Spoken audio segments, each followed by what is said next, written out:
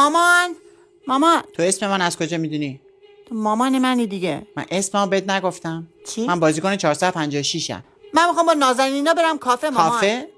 آره. حق نداری بری. چرا؟ داکچی بازی میکنیم، اگه منو بردی برو کافه.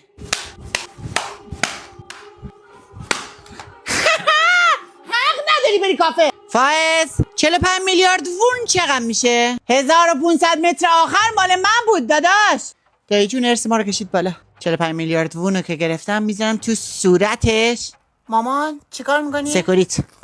یعنی چی؟ نور رو قطع نکنم، فقط راحت سکوریتی تشخیص میدم. آخ شکست. فائز با بابا بیان صف وایسین. شما تونو برداری هر کی به یه گوشه بخوره. مامان فائز بیا چیکار میکنی مامان؟ حفاظ درست کنیم دیگه. خاموشی بزنم بابا با ما حمله کنه چیکار کنیم؟ حمله کرد فرار میکنیم سمت دستشویی، چنگال میزنیم زیرش. بابا رو بکشیم 100 میلیون وون اضافه میشه. قصه نکن بس بابا.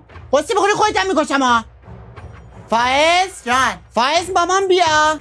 جونم. این چیه مامان؟ تکون خوردی مامان. چیه مامان؟ خداحافظ. مامان چرا مامان؟